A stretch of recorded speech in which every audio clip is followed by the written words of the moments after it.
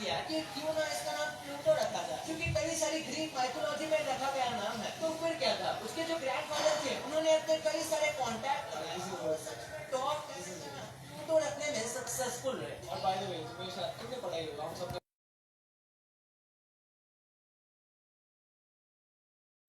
बहुत अच्छे से नहीं लिख रहे, बट बहुत प्रॉपर वाला हार्ड होता है भाई।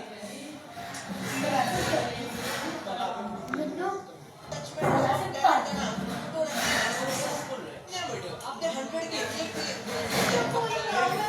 100 मिलियन का प्ले बटन आपने का, लेकिन क्या आपको पता है 200 मिलियन का भी प्ले बटन आता है और 1 बिलियन के लिए भी प्ले बटन मिलता है। सबसे पहले 200 मिलियन सब्सक्राइबर्स की बात करें तो रिसेंटली टी सीरीज को मिला था। आपको जो ये प्ले बटन दिख रहा है, ये 200 मिलियन का ऑफिशियल यूट्यूब का प्ले बटन है, जो कि टी सीरीज के लिए बनाया गया है। इसके बाद बात करें 1 बिलियन सब्सक्राइबर्स की, तो आप बोलो 1 billion, I mean it's possible, क्योंकि 8 बिलियन हो गए। एक टाइम पे मुझे 50 मिलियन भी बहुत ज्यादा इम्पॉसिबल लगते थे। आज लोग 300 300 200 मिलियन, इसलिए 200 मिलियन लेके बैठे हुए हैं।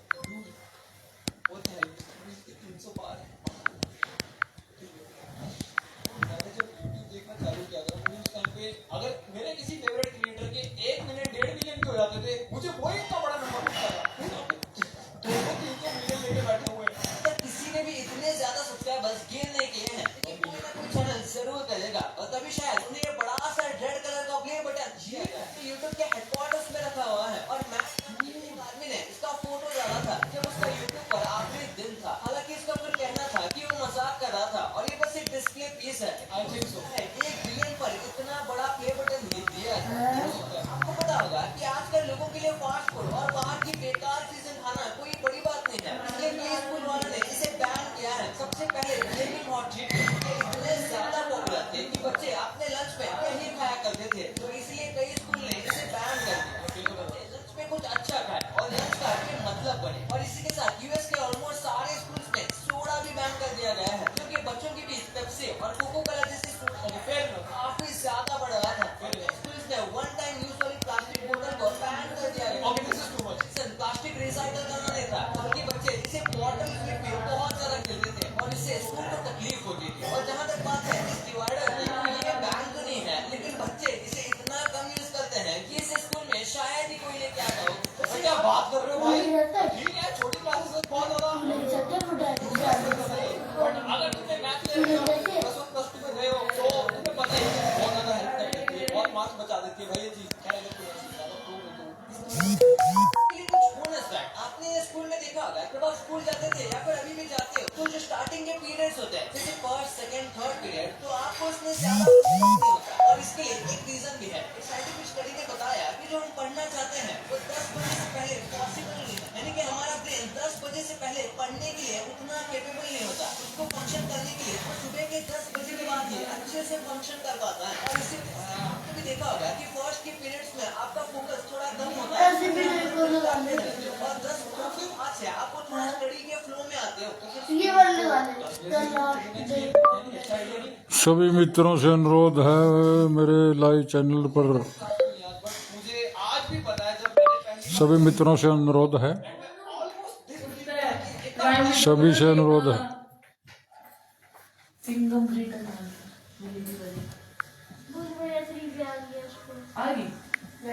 देख लो ना, ये वो चीज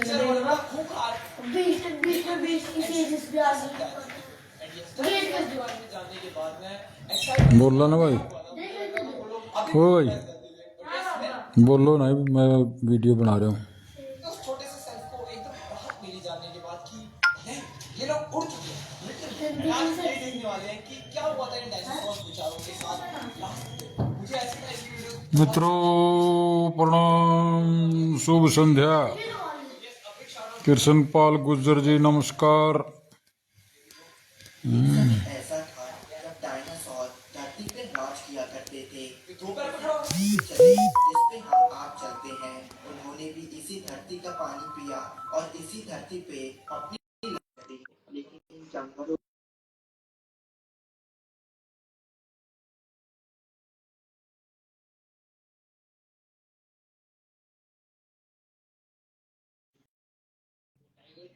वो तो मुझे धीरे धीरे बड़े होने के बाद पता चला कि इतनी सारी प्रजातियों की थी और उनमें से सबसे बड़ा कृष्ण पाल गुर्जर जी नमस्कार।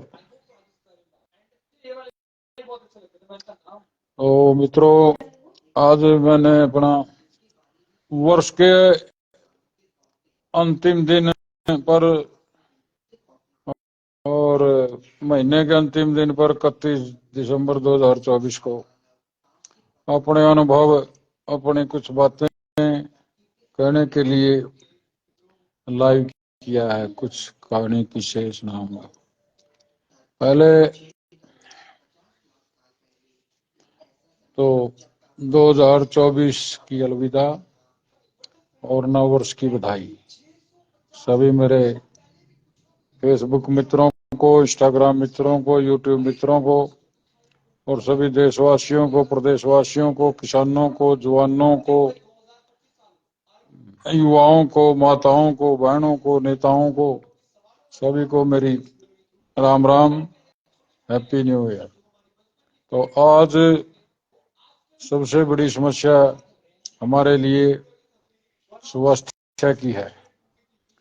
यदि आपका स्वास्थ्य अच्छा है तो आप दुनिया की हर चीज आपके लिए उपयोगी है।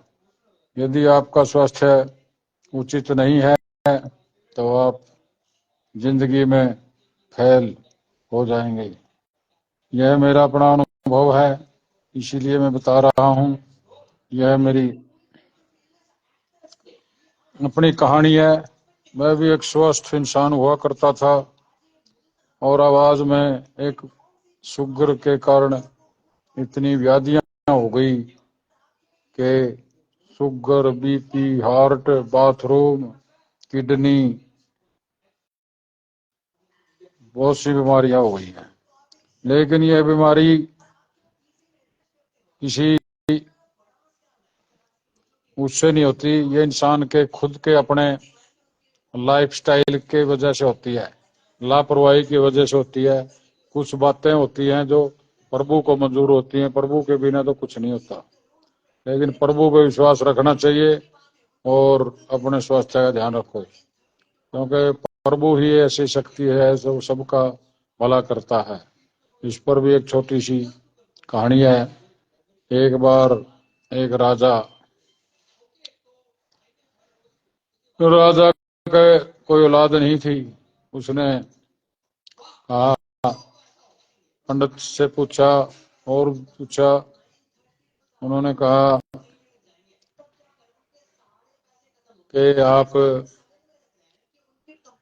किसी की बलि दीजिए बच्चे की तो आपका बच्चा हो जाएगा। तो उसने अपने राज्य में अनाउंसमेंट करा दी और अनाउंसमेंट कराने पर कोई गरीब आदमी बेचारा उसको बच्चा दे गया और पैसे ले गया। तो वह बच्चा को बलि देने के लिए राजा ने घोषणा कराई, सजा दिया और पूरा शहर उसको देखने के लिए आ गया। तो बच्चा बीच में बैठा कुछ कर रहा था, खेल रहा था। तो उस क्या खेल रहा था, वह अपने पैर से 3 घर बनाता और 2 घेर देता और 1 रख लेता। राजा और रानी भी उस पंडाल में बैठी थी, देख रही थी। तो रानी ने राजा से कहा, राजा साहब ये बच्चा बड़ा विलक्षण है, ये कुछ कर रहा है। बोला ऐसी कोई बात नहीं। तो उन्होंने कहा चलो देखते हैं। तो उसके पास गए, राजा के बच्चे के पास। बच्चे से उन्होंने पूछा, बेटे आप ये 2 घर घेर देते हैं और तीसरा रख लेते हैं, इसका क्या औचित्य है? तो उन्होंने कहा कि पहला किसी की इंसान की उम्मीद अपने माँ बाप से होती है और वह उम्मीद मेरे माँ बाप ने तोड़ दी है, वो मुझे बलि देने के लिए आपको दे गई है। दूसरी राजा से न्याय की उम्मीद होती है, वह अब मुझे बलि देने के लिए तैयार है। और तीसरी मेरी उम्मीद परमात्मा से है और मैं परमात्मा का घर इसलिए रखता हूँ। इसलिए मित्रों, आप परमात्मा पर विश्वास करो और अपने कर्म करो, अच्छे अच्छे कर्मों के द्वारा परमात्मा आपको मुकाम पर पहुंचा देता है। तभी रानी ने कहा राजा से, हे राजा, यदि हमें इसकी बलि भी दे दी तो फिर भी बच्चा नहीं हुआ तो क्या होगा, इसीलिए हम इसे गोद ले लेते हैं और इसी को राज गद्दी का मालिक बनाएंगे। तो भगवान ने जो सोच रखा है हमारे लिए अच्छा सोच रखा है। हमारी कुछ सोच अपने स्वार्थों में छोटी हो जाती है और परमात्मा कभी किसी का बुरा नहीं करते, वो सदा अच्छा करते हैं। इसलिए परमात्मा में विश्वास करके अपने कार्य को करो, संस्कार बढ़ाओ बच्चों के और उनको पढ़ाओ लिखाओ और उनको अच्छे स्कूलों में शिक्षा प्राप्त होगी तो वह एक अच्छे पदों पर बैठकर हमारे देश की तरक्की और अपने परिवार की तरक्की करेंगे। लड़कियों को पढ़ाओ, लड़कियां दो घरों को आबाद करती हैं, एक अपने घर का और एक अपने ससुराल का। और किसी ने कहा है, यदि आप किसी को धन दे देंगे तो उसका एक दिन कटेगा, यदि आप किसी को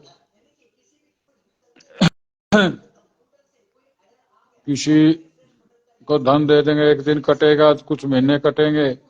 यदि आप किसी को शिक्षा दे देंगे तो उसकी सारी उम्र कट जाएगी। इसलिए हमें शिक्षा पर जोर देना चाहिए। शिक्षा एक ऐसा माध्यम है, अम्बेडकर जी ने कहा था, वह सेनी का दूध है जिसे पीकर इंसान दहाड़ता है। इसी प्रकार सत्ता भी यदि आ जाए इंसान के पास, हो सकता है आप डॉक्टर हो, इंजीनियर हो, मास्टर हो, आईएएस हो, कुछ लोगों का भला कर सकते हैं। यदि आप सत्ता पर काबिज हो गए राज में, तो आप राज की शक्ति देख ही रहे हैं, तो आपको हजारों लाखों लोगों का भला करने का मौका मिलेगा। इसलिए सत्ता में हिस्सेदारी के लिए भी कार्य करना चाहिए और स्वास्थ्य के प्रति जागरूक रहो। सबसे पहला स्वास्थ्य, पहला सुख निरोगी काया, दूसरा सुख घर में धनमाया, तीसरा सुख पतिव्रता नारी, चौथा सुख पुत्रज्ञाकारी। जिसके पास ये चार सुख हैं वो इस देश का, इस धरती का सबसे सुख पर्सन है। तो मैं तो यही कहूँगा 2024 अच्छा रहा, दुखों से भरा भी रहा। कुछ लोग बेचारे ऊपर चले गए और कुछ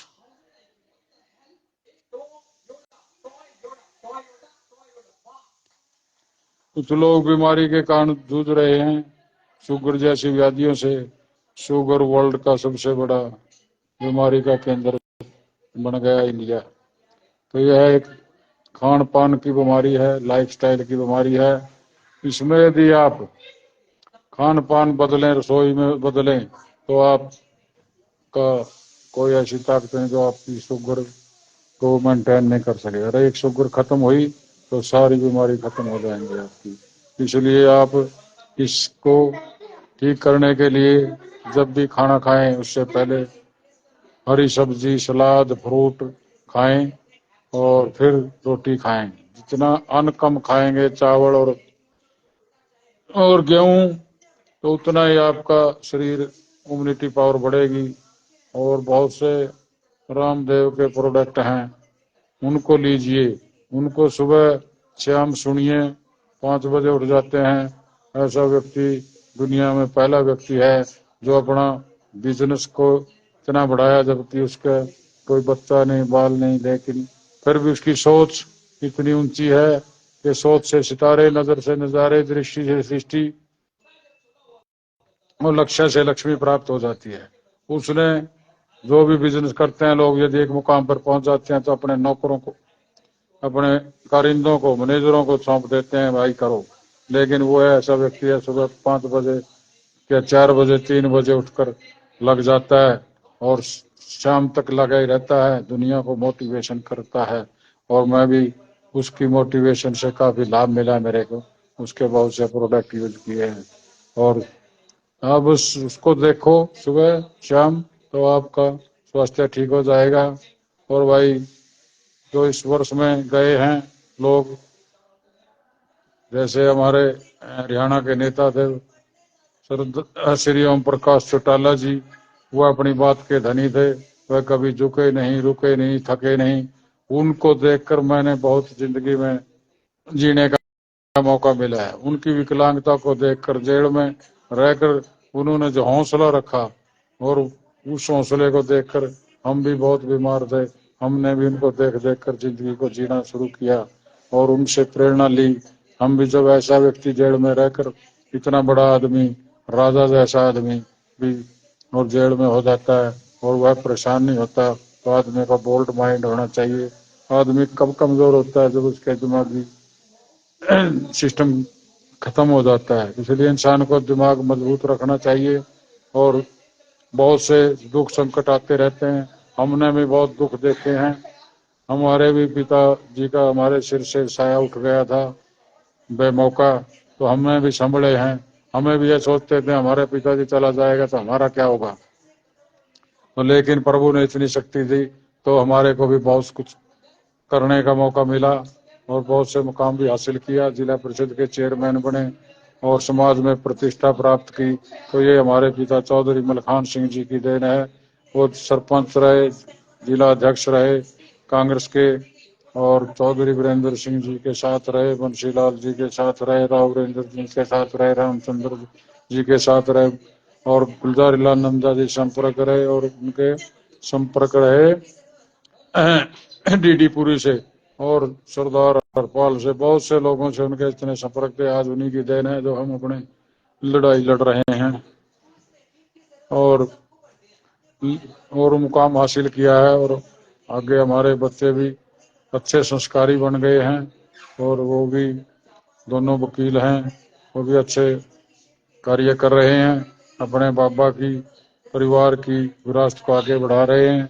समाज में उनकी अच्छी जानकारी है, अच्छे सामाजिक लोगों में जाते हैं, बैठते हैं, उठते हैं, और इससे बढ़कर क्या हो सकता है? जो एक पिता ने जी ने सिस्टम बनाया था उसको आगे बढ़ा रहे हैं। परिवार के सभी सदस्य, बच्चे और हमारे भतीजे भी अच्छे हैं, सभी संस्कारी हैं, कोई ऐब नहीं है शराब का, बीड़ी का, नशा का। उसमें तो यही कहूँगा नशों से बचो। अब नए साल पे कुछ बच्चे पहाड़ों में जाएंगे, नशा करेंगे, बर्फ की चोटियों पे देखेंगे और नशे के अंदर वो फिर बहक जाते हैं और गिर जाते हैं। किसी की मौत की खबर आती है, किसी की चोट की खबर आती है। तो मैं तो यही कहूँगा कि आप लोग जाकर पहाड़ों पर जाओ, खुशी भी मनाओ, लेकिन दुर्विचार दुर विचारों से दूर रहो, नशे से दूर रहो और नए वर्ष की खुशियों को अच्छे तरीके से मनाओ जिसके आपके परिवार का भी भला हो।